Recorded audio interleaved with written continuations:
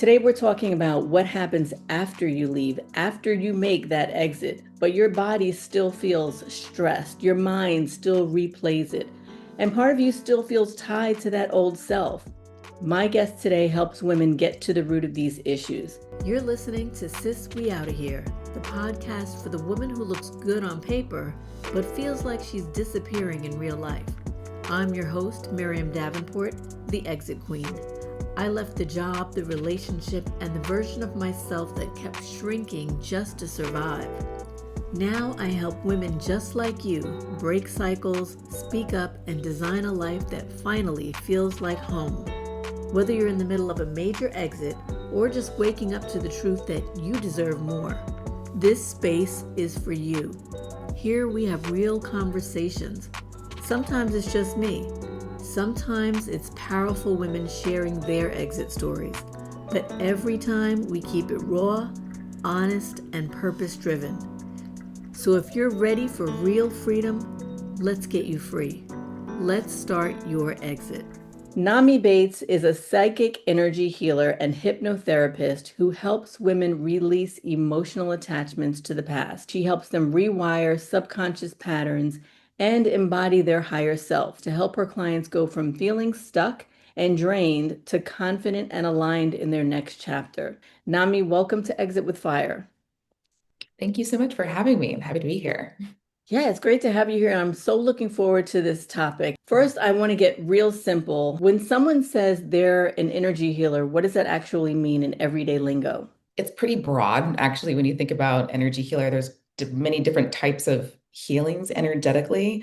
But basically, what an energy healer does is help you to release any stuck emotions, thoughts, beliefs, because all those things are energy, to release them and kind of shift your energy into a more positive space or more aligned space, if that makes sense. It does. So for you, which came first, your energy healing or hypnotherapy? How did you get started in this? Yeah, so I started with energy healing. It's interesting because everyone can do energy healing. Also, everyone's a little bit psychic as well. But when I was a kid and I was with a friend, we would pretend that we would heal each other. Like a friend of mine hurt her elbow or something like that. And I would pretend that I was healing her elbow and she would actually feel better. Little did I know that that was actually doing something on an energetic level. You just think it's pretend as a kid. But your imagination is really powerful when it comes to healing because it's intent plus energy. And so I started there. And then I have a pretty interesting life story where basically I had to kind of learn energetic tools and techniques to sort of protect myself against negative intent through family members, but then later understanding on a deeper level, understanding about protecting oneself and it's you can kind of shift your own internal state in order to protect yourself. There's not such an emphasis on needing to protect yourself anymore, but that's where I Mm. started. Yeah. And so now I use quantum healing for my sessions. So now what is quantum healing? Oh gosh, yeah, that one gets a little bit deep. So it connects with like quantum physics in a way or quantum studies. I have not studied quantum physics myself. But if you know anything about like Joe Dispenza or Jeffrey Allen, I guess you could also say does some quantum healing, but basically you use your intent, your emotions, um, and kind of an understanding of energy in order to help somebody heal, basically. So, Mhm. for example, let's say you have like an illness, like some kind of chronic illness. Generally speaking, chronic illnesses are emotion based, pretty much. They come from like traumatic emotions that are kind of stuck in the body.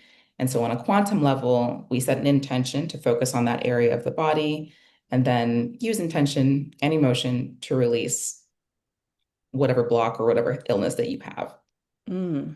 Okay. It Yeah. reminds me when a child falls and the mom immediately touches the area, or when we hurt ourselves, we grab ourselves and, to protect it almost and say to Yeah. ourselves probably, oh, it's going to be okay. But that's like a positive energy you're sending to that area to emotionally heal it or mentally. No. What would you call that?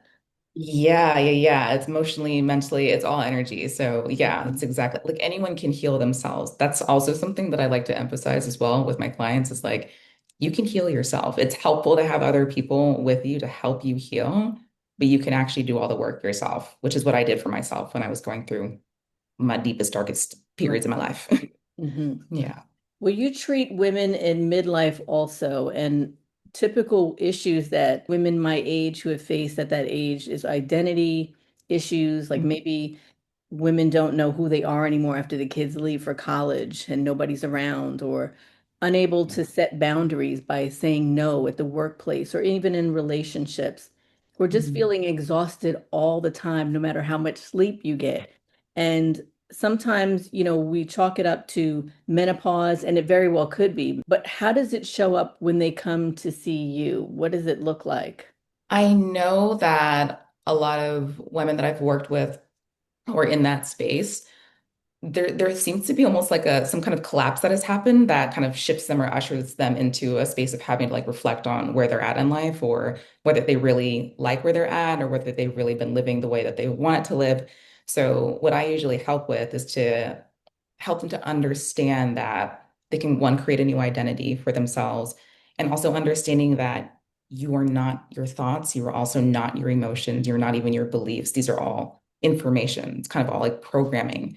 In our body, our mind kind of runs a certain programming. So I help them to understand that when you can kind of take a third person perspective on your thoughts, your emotions, your beliefs, you get more in touch with this present energy that you have or your consciousness, we might say, then you're able to kind of pivot and shift and create a new identity for yourself. There are times when the symptoms we face they're not just from our current environment. They're not just from the job that we're in. Sometimes it's things from our past that we Yeah. hold on to, and they affect us in a really big way. I know the church folks call them generational strongholds.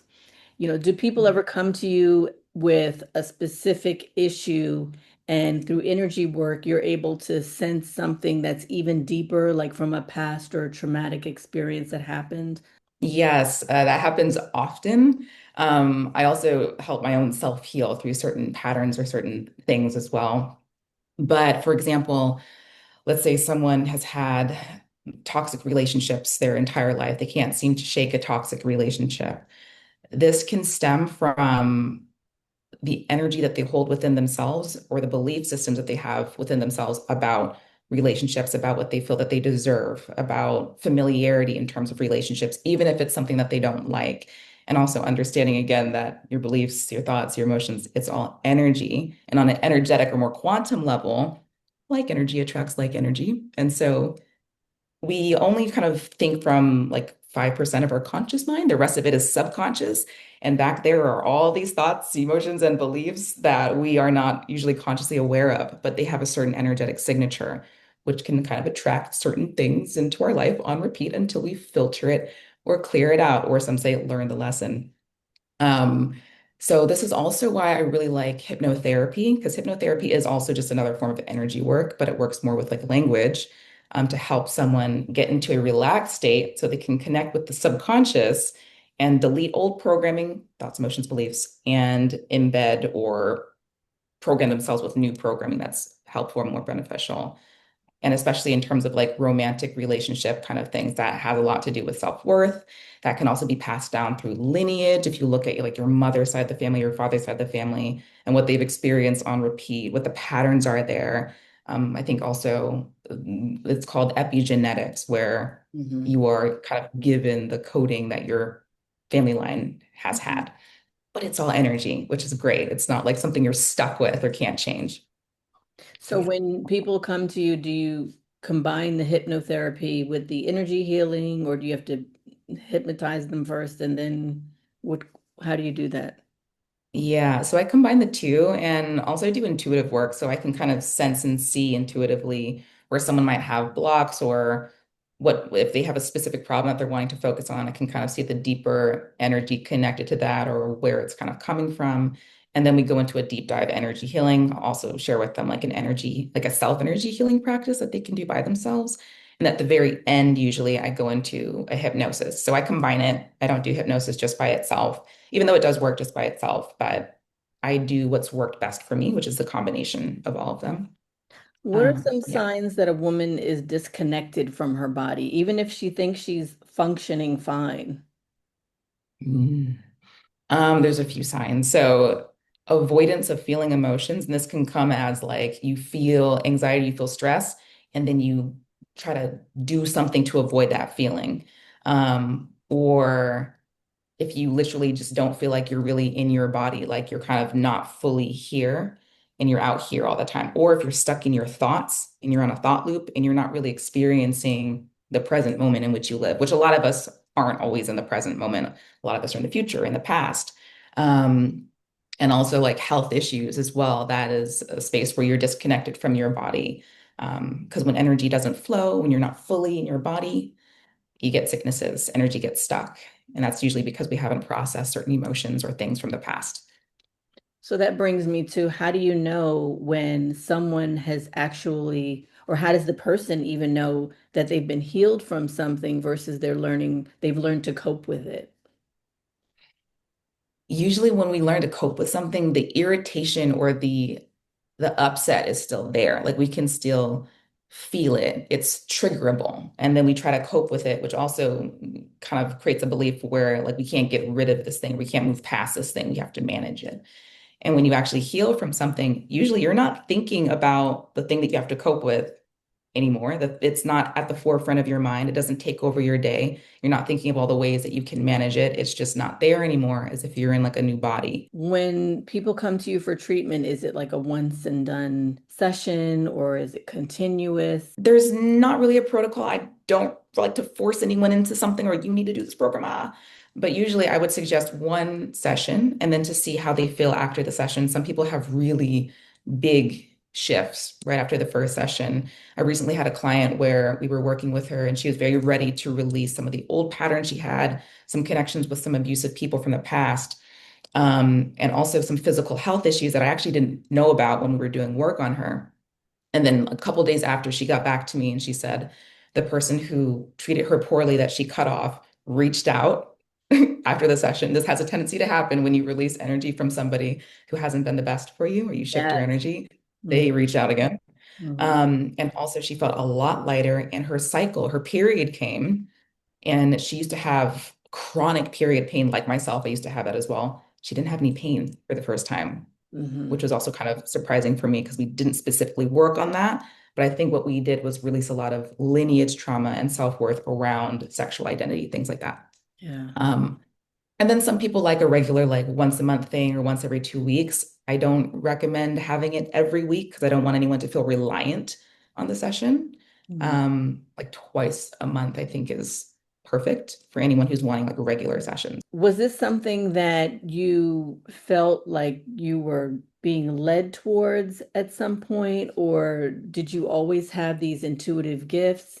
So I always had intuitive gifts. Like ever since I was a kid, I would see things, feel things, hear things that other people wouldn't. I had this imaginary friend that I would dream of every night. I had these reoccurring dreams where I would see this friend. I called him Ghosty. He looked like Casper the Friendly Ghost.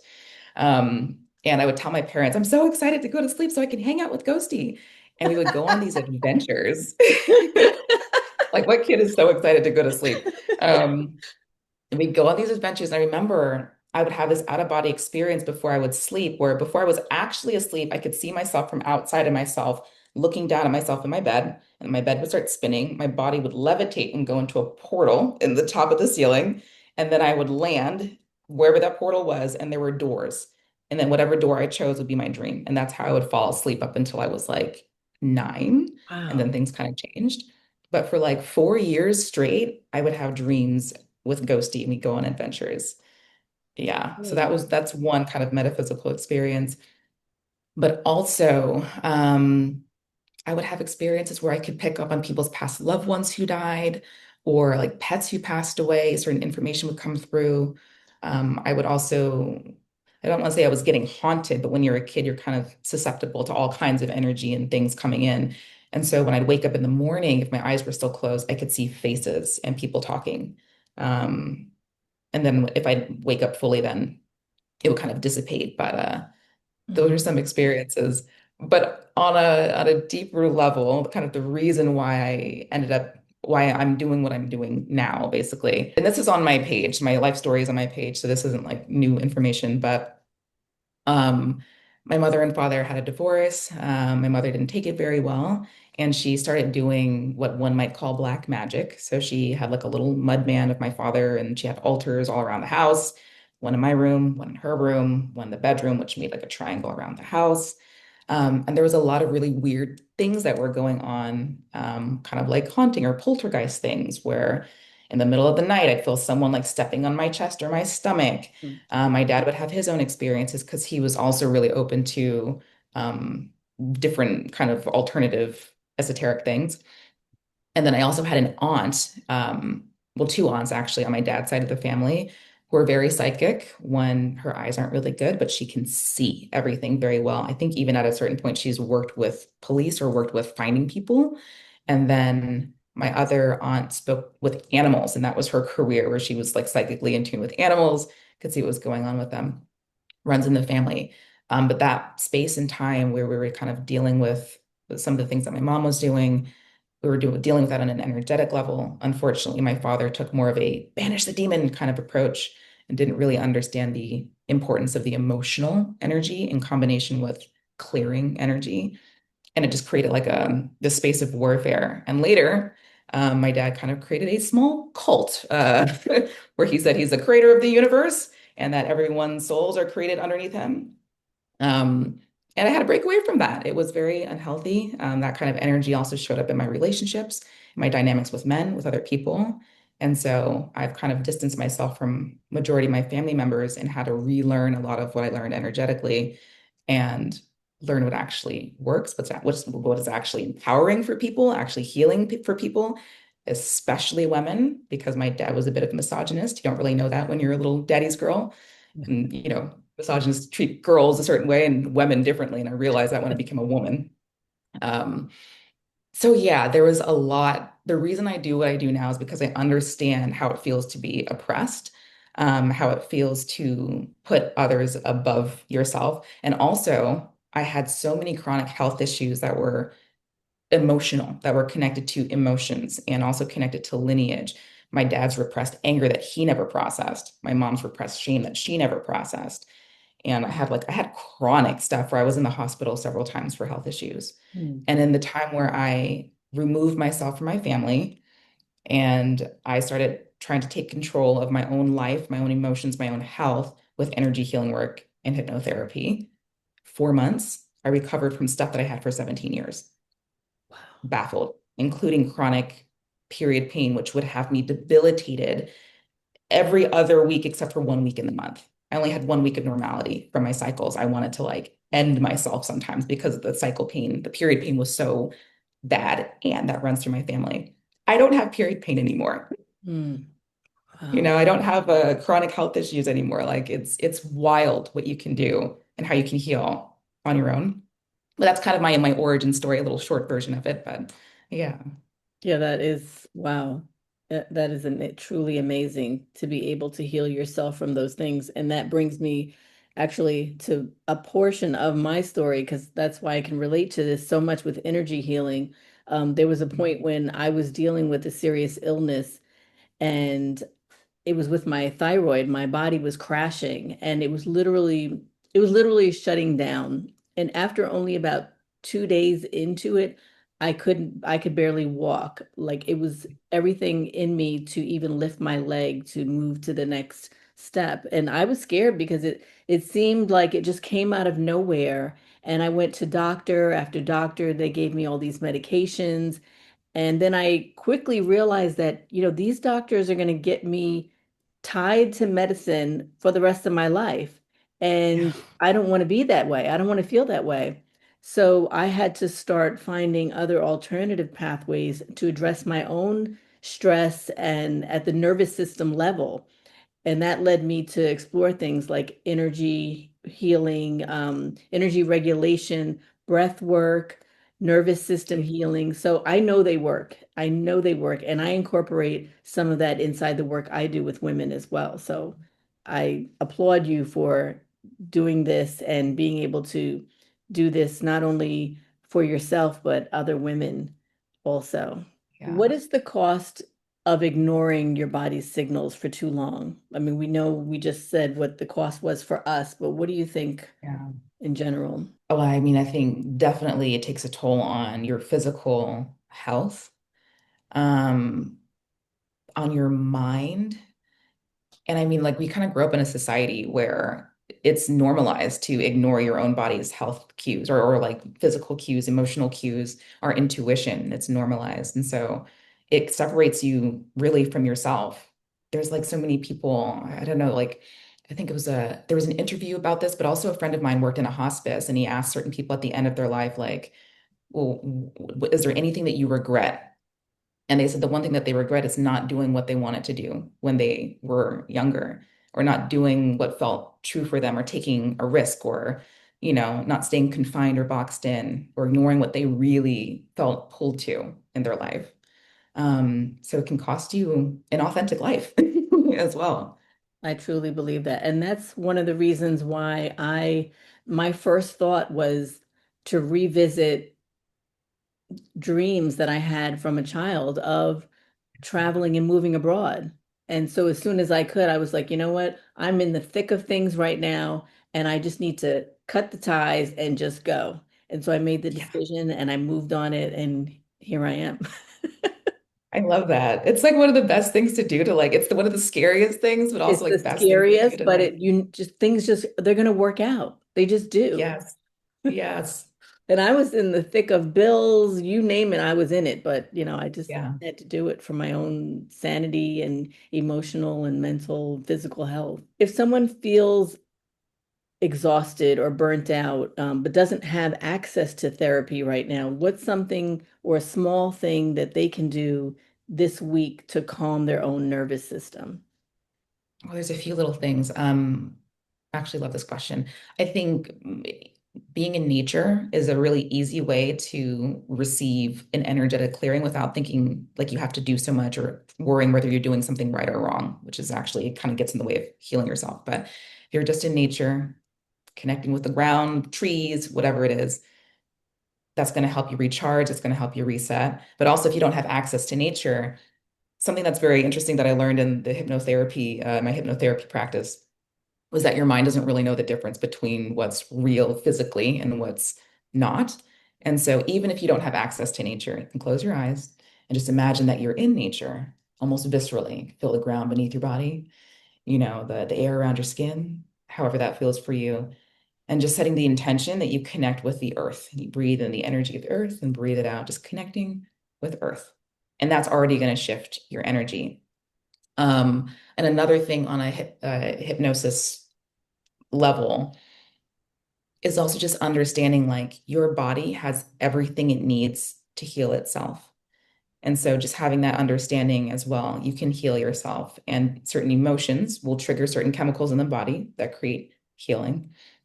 And for me, I think of everything as energetic, but I know a lot of people still need the understanding of like the scientific roots and bases of it. Certain emotions, you trigger certain emotions in your body, it'll create healing. If you ever even think of a time where you felt really good, you probably weren't focused on your body feeling a certain way or feeling really tired, or let's say you randomly got a raise or something happened that was random and positive. You probably weren't thinking about the things that were negative, and you probably felt really good in that moment. Those emotions shift your internal state. They can heal your body, they can get you out of a funk. And so, something that you can do is even just remind yourself of a time where you felt really good. Just go back there like you're there again and just be there and feel it. They Mm, call it daydreaming, but also it actually you're just kind of shifting your inside to match that more positive version of yourself. right. That's That's one something of you the can do. things I Yeah. did when I was working 12-hour days, commuting from the city back and forth. I would come home and I would just think of my ideal place. And for me, that was in another country. And I would just sit there and I would envision myself walking down cobblestone streets and stuff. And I just did that on a daily basis. And then Yeah. before long, I was actually there. And I was like, oh my God, this looks like what I envisioned. It was Yes. amazing. I love that. That's so exciting. Mhm. I mean, it gets into like all I don't want to get too quantum-y with it or manifestation with it, but it's like really understanding like you create. your world from the inside. You shift it long enough, things start to happen energetically that lines you up with that. And then it just happens for Right. you. So Is there it's anything else exciting. that you'd like to share with us before we close out? I think it's really important to challenge your beliefs that keep you small. So if you have beliefs that you believe in or identity that you believe in that keeps you small, where you're like, well, I can't do that. Well, maybe it works for them, but not myself, or maybe I'm not doing something right. I would recommend you to challenge those things and remind yourself that you didn't always have that mindset. You didn't come out the womb like a kid doubting yourself, and try to remind yourself what it would feel like to be like released of the limiting beliefs. Who would you like to be instead? Because you can be that. And I think that's something important for everyone to know. And it's not just Powerful. for special people. Yeah. Powerful. Thank you. Thank you so much, Nami, for being a guest on Exit with Fire. I can say again, this topic greatly resonated with me. And if something here spoke to you, my audience, let me know in the comments. Share this with other women who may need it. And just remember, stress doesn't live just in your mind, it lives in your body also. And know that when it does show up, your body is not betraying you. It's signaling that something has to change. And there are ways to support it that go deeper than just trying to push through or even with medication. Burnout is not a weakness, it's a warning. And sometimes the bravest thing you can do is listen. See you next time. Well, that's it for today's episode of Sis We Outta Here. If something hit home, don't keep it to yourself. Share this with a woman who needs to hear it. And if you're ready to stop circling the same old patterns and finally make a move, come join our sisterhood in the school community, where you reclaim your voice, your power, and your peace. I'm Miriam Davenport, your exit queen. And don't forget, the longer you wait, the heavier it gets.